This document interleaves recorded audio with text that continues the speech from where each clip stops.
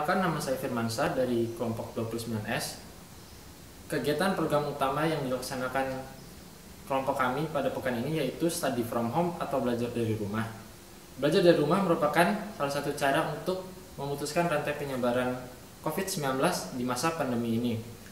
Namun bagaimanakah dampak dari proses belajar mengajar ataupun perkuliahan secara daring atau online ini? Berikut mari kita simak video dari beberapa narasumber yang telah saya wawancarai.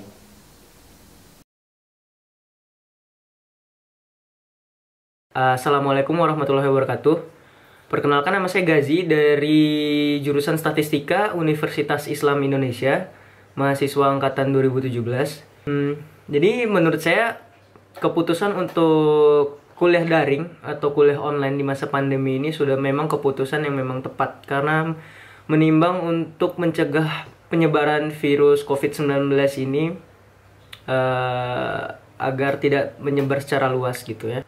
Kebanyakan teman-teman saya itu kebanyakan teman-teman saya mengeluhkan kebanyakan tugas atau seperti apa gitu. Dan kalau saya pribadi sendiri, karena mungkin saya merasa kuliah online ini sama kayak kita mengikuti ini loh, akun-akun belajar online kayak Zenius dulu waktu SMA gitu. Nah, menurut saya juga ini tergantung dari mahasiswanya dapat mengikuti mata kuliahnya itu dengan baik apa enggak gitu. Itu dari pribadi mahasiswa, karena pribadi mahasiswa itu ya ada yang ngikutin, ada yang enggak gitu. Ada yang sungguh-sungguh dia mau belajar juga, tapi karena sistem online dia jadi kayak males-malesan gitu. Itu aja sih pendapat dari saya. Kalau untuk lebih spesifiknya kekurangan dan kelebihan mungkin teman-teman bisa nilai sendiri lah bagaimana. Itu aja dari saya. Lebih dan kurangnya saya mohon maaf. Assalamualaikum warahmatullahi wabarakatuh. Nama saya Ivonia Selin BR Sembiring dari Universitas Pembangunan Nasional Veteran Yogyakarta, Fakultas Ekonomi dan Bisnis, jurusan Akuntansi, dan saya adalah mahasiswi angkatan 2019. Menurut saya, perkuliahan yang dilaksanakan secara online atau dalam jaringan terlaksana secara kurang maksimal dibandingkan dengan perkuliahan yang dilaksanakan secara tatap muka atau secara langsung. Saya pribadi lebih mudah memahami apabila dosen menerangkan secara langsung dibandingkan melalui media-media seperti Zoom, GCR, dan lain-lainnya. Apalagi ada beberapa dosen yang tidak melakukan kelas secara online, melainkan hanya memberi tugas untuk dikerjakan oleh mahasiswa. Ditambah lagi, saya adalah mahasiswi angkatan baru, sehingga baru saja beradaptasi terhadap dunia perkuliahan, dan saat ini sudah diharuskan untuk beradaptasi lagi dengan perkuliahan secara online, sehingga itu cukup menyulitkan. Dari beberapa video yang telah ditampilkan, ada kekurangan dan kelebihan dari sistem perkuliahan atau proses belajar mengajar secara online. Salah satu kekurangannya yaitu dalam memahami materi, dan kelebihannya yaitu sistem perkuliahan atau proses belajar mengajar secara online sangat membantu untuk memutuskan rantai penyebaran COVID-19 di masa pandemi ini. Sekian dari saya.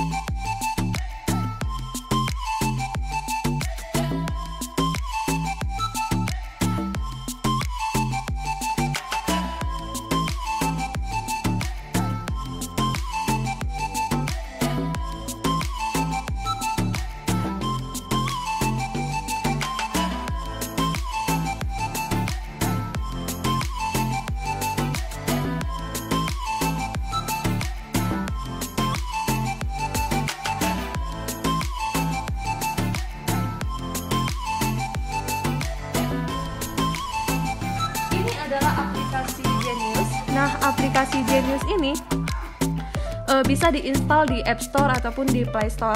Nah, habis itu kita akan melihat bagaimana kita bisa memilih kelas dari Genius ini. Nah, kelas dari Genius ini kita pilih sesuai dengan kelas adik. Nah, kelas adik kelas berapa?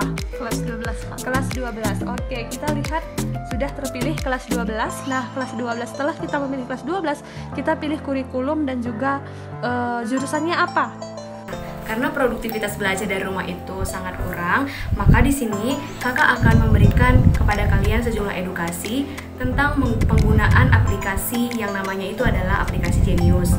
Nah, di sini adik-adik bisa menggunakan aplikasi ini untuk menambah pemahaman belajar, karena belajar dari rumah itu masih sangat kurang. Oleh karena itu, kalian bisa mendownload aplikasi Genius. Nah, di sini akan tertera kelas dan kalian bisa memilih kelas sesuai kelas kalian masing-masing. Nah, misalnya adik berdua kelas apa? Kelas 10. Nah, di sini tinggal diklik kelas 10. Kurikulum 2013, jurusan PS. Nah, tinggal diklik.